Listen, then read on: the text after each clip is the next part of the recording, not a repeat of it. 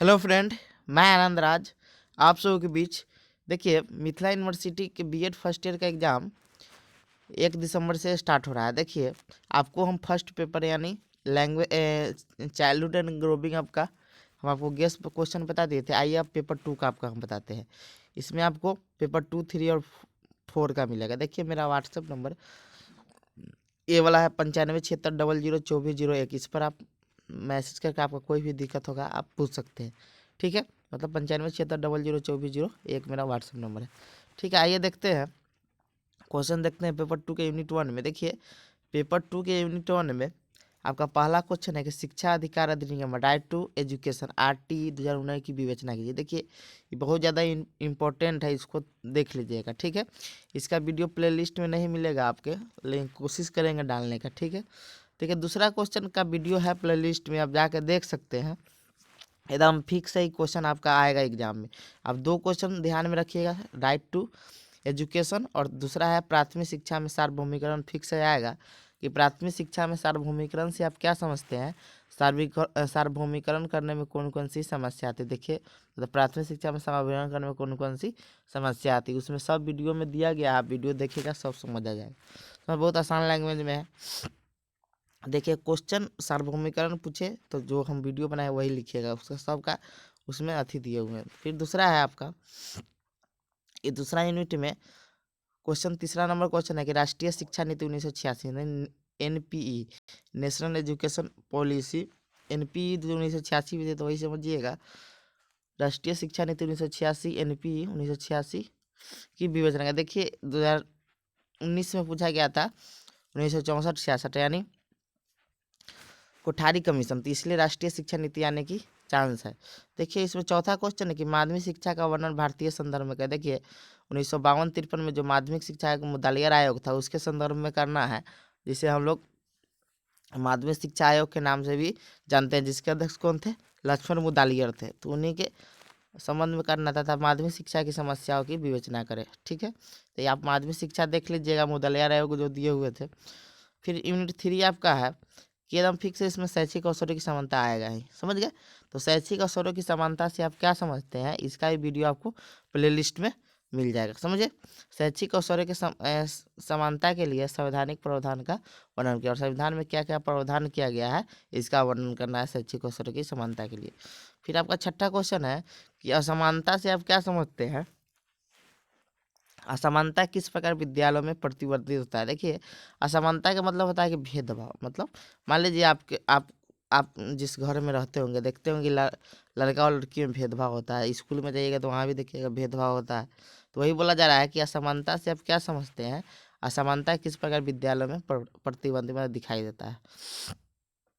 आइए अब यूनिट 4 देखते हैं। देखिए, इसमें गुणवत्तापूर्ण शिक्षा एकदम फिक्स है आएगा, मतलब गुणवत्तापूर्ण शिक्षा से रिलेटेड क्वेश्चन आपको एग्जाम में रहेगा ही। तो वही क्वेश्चन है कि गुणवत्तापूर्ण शिक्षा से आप क्या समझते हैं, गुणवत्तापूर्ण शिक्षा के सूचकों की विवेचना करें। फिर आपका है क्वेश्चन 8वां कि गुणवत्तापूर्ण शिक्षा से आप क्या समझते हैं, किसी भी शिक्षा व्यवस्था के लिए क्यों आवश्यक है। देखिए, गुणवत्तापूर्ण शिक्षा का मतलब हुआ कि शिक्षा मतलब अच्छा होना चाहिए, समझ गए। मतलब शिक्षा मतलब शिक्षण प्रभावशाली होना चाहिए, वही गुणवत्तापूर्ण शिक्षा होता है। इसमें हम एक और क्वेश्चन दे दिए हैं और करके, अब देख लीजिएगा कि माध्यमिक स्तर पर गुणवत्तापूर्ण शिक्षा को बढ़ाने के लिए सरकार द्वारा उठाए गए कदमों पर विचार कीजिए। मतलब जो माध्यमिक स्तर पर जो गुणवत्तापूर्ण शिक्षा का मतलब प्रभावशाली शिक्षण कैसे हो, इसके लिए सरकार क्या क्या प्रावधान किए हैं, मतलब वही कदम बताना है, विचार करना है। फिर आपका यूनिट 5 है। देखिए, यूनिट 5 में आपका शांति से रिलेटेड एक क्वेश्चन रहेगा ही, समझ गए। तो शांति से रिलेटेड क्वेश्चन आप पढ़ लीजिएगा। इसमें हम क्वेश्चन 9 नंबर दिए हुए हैं कि शांति के प्रसार में शिक्षा की भूमिका का भी। देखिए, शांति मतलब पीस को आप प्रसार कैसे कीजिएगा शिक्षा के माध्यम, वही भूमिका बताना। और 10वां हम क्वेश्चन दिए है कि शांति की अवधारणा मतलब कॉन्सेप्ट से आप क्या समझते हैं, गतिशील सामाजिक यथार्थ के रूप में शांति की विवेचना कीजिए। तो ये आपका पेपर 2 खत्म हो गया, गेस क्वेश्चन, समझे। मतलब आपसे इसमें शांति तो फिक्स है आपका आएगा ही एकदम। तब ऐसा एक बेस्ट क्वेश्चन बनाइएगा जिसमें शांति से कोई भी रिलेटेड क्वेश्चन बने तो वो लिख सकते हैं, ऐसे हम कोशिश करेंगे। देखिए, हम बिहार यूनिवर्सिटी से है, तो वहाँ पर पेपर 2 का सिलेबस पूरा अलग है, समझ रहे हैं ना। मतलब आपका यूनिवर्सिटी मिथिला यूनिवर्सिटी और बिहार यूनिवर्सिटी दोनों का मतलब बहुत अलग सिलेबस है, समझ गए। पेपर 2 का और से पेपर का तो ठीक है, लेकिन पेपर 2 पूरा अलग है, समझ गए। अब देखिए इसमें गुणवत्तापूर्ण शिक्षा पढ़ लीजिएगा, यूनिट 4 में एकदम फिक्स है आएगा। मतलब गुणवत्तापूर्ण शिक्षा एकदम फिक्स है, मतलब उससे टॉपिक से रिलेटेड क्वेश्चन रहेगा ही रहेगा। फिर यूनिट 3 में आप शैक्षिक असौलों की समानता पढ़ लीजिएगा, एकदम ये भी क्वेश्चन आने की पूरी संभावना है।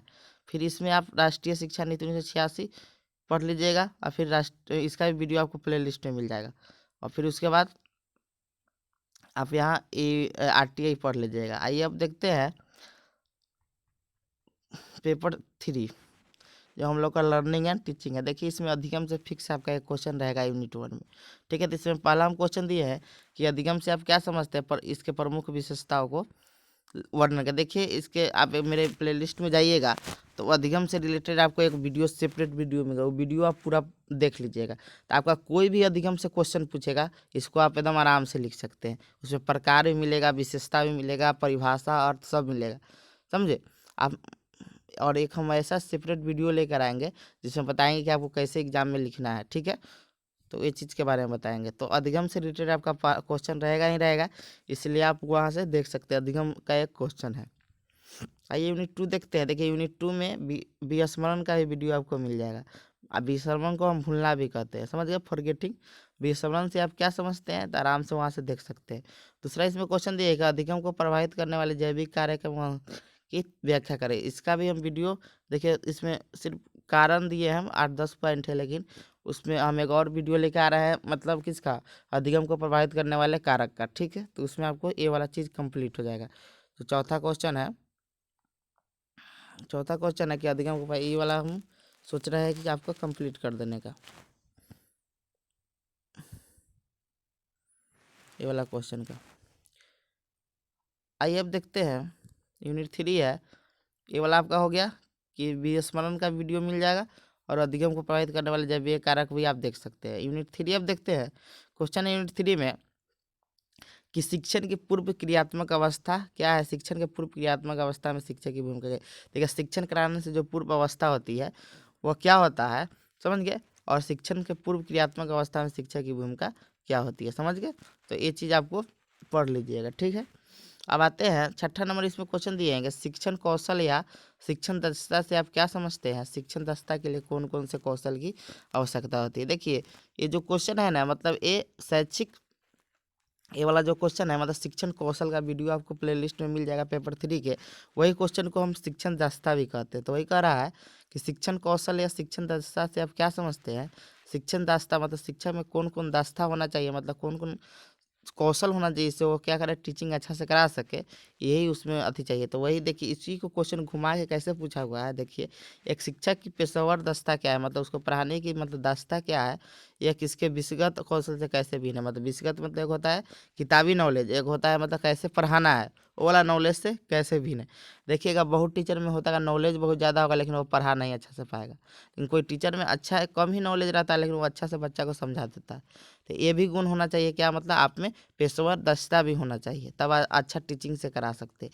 इसलिए ना कौशल बीएड क्यों करवाया जाता है कि आप में कौशल विकसित हो, समझ रहे हैं ना। तो ये चीज़ आप शिक्षण कौशल वहाँ से जाकर देख सकते हैं, प्लेलिस्ट में आपको वीडियो मिल जाएगा। आइए आप देखते हैं यूनिट 4 में। देखिए पाठ्य योजना नहीं है वीडियो, इकाई योजना का वीडियो है प्लेलिस्ट में, ठीक है। तो हम पाठ्य योजना भी कोशिश करेंगे कि डाल दें, लेकिन देखिए डाल देंगे और पाठ्य योजना में अंतर भी हम डाल देंगे, मतलब पाठ्य योजना और इकाई योजना में अंतर। तो आप यहाँ से देख सकते हैं पाठ्य योजना आएगा। फिर इसमें 8 नंबर क्वेश्चन है कि आप कहाँ तक सहमत है कि शिक्षक एक परामर्शदाता सुगमकर्ता एवं स्व अधिगम करता होता है। 8 नंबर क्वेश्चन ये भी देख लीजिए। इसमें एक और हम क्वेश्चन दिए हुए हैं कि समूह चर्चा क्या है, मतलब समूह चर्चा उतना न पूछे लेकिन उसमें आप अभिकर्मित अनुदेशन से आप क्या समझते ही पढ़ लीजिएगा, ठीक है। मतलब ये इसका भी वीडियो जो अभिकर्मित अनुदेशन है इसका भी वीडियो आपको प्लेलिस्ट में मिल जाएगा, क्योंकि 2019 में CME मतलब कंप्यूटर प्रवर्धित अनुदेशन पूछा हुआ था, समझ गए। तो ये आने की चांस है कि अभिकर्मित अनुदेशन से आप क्या समझते हैं, ये भी थोड़ा देख लीजिए। समूह चर्चा क्या है, समूह चर्चा मतलब ग्रुप डिस्कशन क्या है। शिक्षण के समूह चर्चा का उपयोग किस पर किया जाता है। देखिए बहुत क्वेश्चन ऐसा होता है जिसका आंसर आप खुद से लिख सकते हैं। अब आइए यूनिट 5 देखते हैं। लिखा है इसमें कि शिक्षण की अवस्था में शिक्षक की उत्तर क्रियात्मक कार्यों के वर्णन कर। देखिए टीचिंग की अवस्था में शिक्षक क्या करता है, शिक्षण के बाद मतलब उत्तर क्रियात्मक कार्य में। देखिए दूसरा इसमें 10वां नंबर है कि शॉर्ट नोट्स मतलब किन्हीं दो का वर्णन करें। देखिए पहला है सेमिनार, दूसरा दिया है वर्क का गतिविधि, तीसरा है फीडबैक जिसे पृष्ठ पोषण भी कहते हैं, चौथा है मूल्यांकन और चौथा इसमें क्वेश्चन दिए हैं। देखिए और में क्या कहते हैं, देखिए पृष्ठ पोषण से आपका जो सी नंबर ए वाला है, ए वाला जो आपका फीड पोषण है, यही चीज़ से आप जो फीडबैक होता है यानी पृष्ठ पोषण होता है, उसी का एक क्वेश्चन दे दिए कि फीडबैक फीड पोषण से आप क्या है, मतलब सॉरी पृष्ठ पोषण क्या है, शिक्षण अधिगम प्रक्रिया में पृष्ठ पोषण का क्या महत्व है। तो सेम वही ये पढ़िएगा तो आपका ये भी क्वेश्चन हो जाएगा। ये क्वेश्चन पूछेगा तब ये वाला पढ़िएगा, वही लिख सकते हैं आराम से। और एक और इसमें क्वेश्चन दिया है कि विभिन्न मीडिया का प्रयोग करते हुए शिक्षण की विवेचना विस्तार में करिए। तो ये भी हो गया, मतलब विभिन्न माध्यम कौन कौन माध्यम का प्रयोग करके हम शिक्षण की विवेचना विस्तार से कर सकते हैं। तो ये आपका क्या हुआ कि आपका पेपर 3 भी कंप्लीट हो गया। आइए अब पेपर 4 का देखते हैं। पहला क्वेश्चन है यूनिट 1 का। देखिए हाँ, सबसे इम्पोर्टेंट बात समझिए कि पेपर 4, 5, 6 और 7 इसमें आपका प्रत्येक यूनिट में 3-3 और तीसरा यूनिट में 4 क्वेश्चन रहेगा। समझ गए? मतलब ध्यान से सुनिएगा कि पेपर 1 to 3 में तो आपका एक एक यूनिट, प्रत्येक यूनिट से एक एक जवाब देना है। समझ गए? मतलब आपको मतलब एक एक क्वेश्चन, 2 क्वेश्चन रहेगा एक यूनिट में, तो एक एक का जवाब देना है। समझ गए? लेकिन पेपर 4, 5, 6 और 7 में आपको हर यूनिट में मतलब पेपर यूनिट 1 में 3 क्वेश्चन, यूनिट 2 में 3 क्वेश्चन, यूनिट 3 में 4 क्वेश्चन आता है। तो देखिए जवाब कैसे देना है, 5 क्वेश्चन का जवाब देना है। तो एक प्रत्येक यूनिट से एक एक क्वेश्चन का तो आपका जवाब कैसे हो देना है। समझ गए? एक तो मतलब ऐसे करना है कि पेपर यूनिट 1 में से एक का जवाब दे दीजिए। मान लीजिए यूनिट 1 में से हम एक का जवाब दे दिए, उसके बाद मान लीजिए यूनिट 2 में से हम 2 का जवाब दे दिए, ये 2 हो गया। यूनिट 3 में यूनिट 3 यहाँ पे तो 2-3 क्वेश्चन का जवाब हो गया, हमको 5 पुराना था, इसमें से 2 दे दीजिए। मतलब प्रत्येक यूनिट में से कम आपको एक का जवाब देना ही देना है। आपको मान लीजिए आपको यूनिट 1 में याद है तो आप यूनिट 1 में 2 क्वेश्चन का जवाब दे दीजिए, 3 क्वेश्चन का दे दीजिए। तो 3 क्वेश्चन का एक यूनिट में नहीं दे सकते, समझे? 3 दे सकते हैं आराम से, 4 इसमें 1 5, मतलब प्रत्येक यूनिट वहाँ निर्देश लिखा रहता है क्वेश्चन पर, आप क्वेश्चन पर पढ़ सकते हैं, लिखा रहता है कि प्रत्येक यूनिट से कम एक क्वेश्चन का जवाब देता है। आराम से आप 2 क्वेश्चन यूनिट 1 में भी दे सकते हैं, यूनिट 2 में भी 2 क्वेश्चन दे सकते हैं और एक यूनिट इसमें दे दीजिए, ये वाला में 5 हो जाएगा आराम से आपका। तो आपको 5 क्वेश्चन का जवाब कैसे भी देना ही है। समझ गए? मतलब आपको मतलब 10 में से 5 का जवाब देना है। तो आइए यूनिट 1 देखते हैं। यूनिट 1 में पहला क्वेश्चन है कि भाषा से, आप देखिए भाषा का वीडियो आपको पेपर 4 के प्लेलिस्ट में मिल जाएगा आपको। तो भाषा से आप क्या समझते हैं, इसके प्रमुख विशेषताओं का वर्णन करिए। प्रकार भी देख लीजिएगा, उसमें सब रहेगा, प्रकृति प्रकार सब दिया हुआ है। प्रकृति या विशेषता वही एक होता है, प्रकृति या विशेषता वही लिखिएगा। आइए दूसरा इसमें क्वेश्चन है कि बच्चे भाषा कैसे अर्जन करते हैं, चोमस्की या स्किनर या वाइगोस्की के विशेष संदर्भ में वर्णन करें। देखिए बच्चे भाषा कैसे अर्जन करते हैं, चौमस्की ये वाला वीडियो नहीं हम सोचेंगे डालने का। समझ गए? आइए अब तीसरा देखते हैं कि देखिए आपको 19 में आपका पूछा था भाषा अर्जन मतलब एक्वायरी लैंग्वेज और लर्निंग लैंग्वेज, मतलब भाषा अधिगम में क्या अंतर है। तो क्वेश्चन अब की बार नहीं आएगा, तो वही क्वेश्चन है कि बच्चे भाषा कैसे अर्जन करते हैं, चौमस्की या स्किनर या वाइगोस्की के विशेष संदर्भ में वर्णन करें। तो हम इसका वीडियो कोशिश करेंगे दे देने का। फिर इसका इसमें तीसरा क्वेश्चन है कि शिक्षक के लिए छात्र में भाषा ज्ञान की समझ का होना क्यों आवश्यक है, कक्षा संप्रेषण के संदर्भ में इसकी व्याख्या करें। देखिए यहाँ कह रहा है कि कोई शिक्षक में छात्रों की भाषा ज्ञान, मान लीजिए कि छात्रों की मतलब बहुभाषी होना चाहिए शिक्षक को। मान लीजिए कि कोई बच्चा गांव से आया हुआ है तो गांव का भी उसको मतलब शिक्षक के पास भाषा का नॉलेज होना चाहिए। कोई बच्चा दूसरे स्टेट से आया उसका भी नॉलेज होना चाहिए। बच्चा को डिमोटिवेट नहीं होना चाहिए मतलब क्लास में। समझ गए? इसीलिए बच्चों के मतलब छात्रों के भाषा ज्ञान शिक्षक के समझ होना आवश्यक है। समझ गए? मान लीजिए कोई बच्चा गांव से आया, बच्चा ही मतलब देहाती बोल रहा है, तो टीचर कोई देहाती नहीं आता होगा, मतलब भोजपुरी बोल सकते हैं। तो क्या होगा, बच्चा को लगेगा कि नहीं हम बहुत गलत जगह पर आ गए हैं, हमको बात का कोई महत्व ही नहीं है, तो उस पर डिमोटिवेट होते जाएगा। तो इसीलिए बोला जा रहा है कि छात्रों के में भाषा ज्ञान की समझ शिक्षक के लिए क्यों आवश्यक है, वही चीज़ है। अब देखते हैं यूनिट 2 में क्वेश्चन है। देखिए बहुभाषिता एकदम फिक्स है, इसका भी वीडियो आपको प्लेलिस्ट में मिल जाएगा। तीसरा है पहचान निर्माण एवं राजनीतिक वर्चस्व में भाषा की भूमिका कौन है। देखिए इससे पहले राजनीतिक और और भाषा की मतलब परिप्रेक्ष्य में पूछा गया था। राजनीतिक और सामाजिक परिप्रेक्ष्य में भाषा का वर्णन करें तो 2019 में आया था। तो इस बार देख लीजिए, पहचान, निर्माण एवं राजनीतिक वर्चस्व के संदर्भ में भाषा की भूमिका का वर्णन करें। इसमें एक और क्वेश्चन दिए गए हैं, मतलब वही या में है, सेम क्वेश्चन है कि भाषा, ये भी क्वेश्चन आएगा तो वही आंसर लिखिएगा कि भाषा किस प्रकार हमारी अस्मिता, मतलब अस्मिता होता है पहचान, को प्रभावित करती है। मतलब भाषा हमारी अस्मिता मतलब पहचान को कैसे प्रभावित करती है। देखिए आप जाइएगा, मतलब क्षेत्र से भी भाषा का पता चलता है। जैसे मान लीजिए आप क्या बोलते हैं, पूर्वी चंपारण या अथी साइड में जाइएगा, मोतिहारी साइड में, तो भोजपुरी बोलेगा, तो उससे भी आपको पहचान मिलेगा। मान लीजिए आप चल गए मुजफ्फरपुर साइड में, तो मगही सब बोलता है। फिर आप इधर मधुबनी साइड में चल जाइएगा, दरभंगा साइड में, तो वहाँ पर मैथिली बोला जाता है। मतलब समझिए, बहुभाषिता देखिएगा तो आपको पता चल जाएगा बिहार में कौन कौन कहाँ भाषा बोली जाती है। समझ गए। इसमें 6ठा नंबर क्वेश्चन दिए हैं कि भाषा किस प्रकार जेंडर रूढ़िवादिता को बढ़ावा देता है। जेंडर रूढ़िवादिता मतलब स्टेरियोटाइपिंग को इसे बढ़ावा देता है।